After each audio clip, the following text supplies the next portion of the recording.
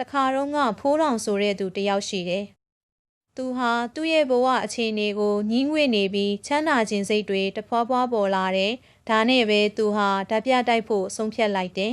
။အော်ဘဝငါဘဝကတနာစရာကောင်းလိုက်တာ။ KTV တော့ပြီးကျဲစင်လာမင်းတို့နဲ့တချင်းဆိုဖို့နေနေတတပြရတော့ဖို့တောင်ပတ်စံကမရှိတော့ပါလား။ဟိုကောင်ဖိုးလုံးစီကလည်းယူထားတဲ့ပတ်စံတွေကအရင်မပြောနဲ့အတိုးတောင်ပြန်မဆက်ရသေးဘူး။မနှက်ဖြန်ဒီကောင်ငါစီလာပြီးပတ်စံလာတောင်းမယ်တဲ့။ငါဘယ်လိုလုပ်ရင်ကောင်းမလဲ။စဉ်းစားစမ်းဖိုးထောင်စဉ်းစားစမ်းဟုတ်ပြီအကြံရပြီဖြစ်ချင်ရဖြစ်တပြတိုက်မယ်ကွာတပြတိုက်ရင်ဘာတွေလို့မလဲဟုတ်ပြီကလေးကစားစရာတနက်တလက်ရဲ့နည်းနည်းပိုးတစ်ခုရဲ့ကြွကြွအိတ်တစ်လုံးရှိရင်ရပြီလမ်းထိပ်ကစတိုးဆိုင်မှာသွားဝယ်လိုက်မယ်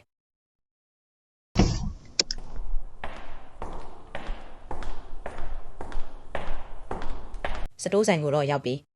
လိုချင်တဲ့ပစ္စည်းတွေကိုကိုမောင်ကြီးစီကအကျွေးနဲ့ခဏယူထားလိုက်မယ်ကိုမောင်ကြီး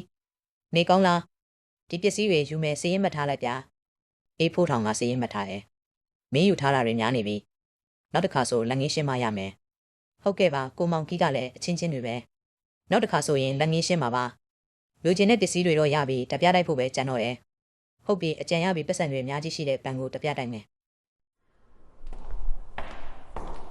ဘန်တွေဘယ်မှာရှိလဲဒီအနီးနားရှာကြည့်လိုက်မယ်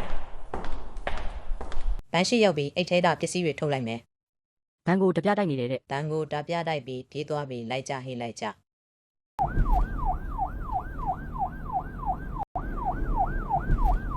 ကန်တီပေလို့ပေါ့ကွာ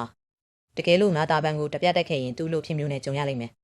ခုချိန်ကစပြီးကောင်းကောင်းမွန်မွန်ပဲနေသွားတော့မယ် Channel ကို Like and Subscribe လုပ်ပြီးအားပေးနိုင်ပါတယ်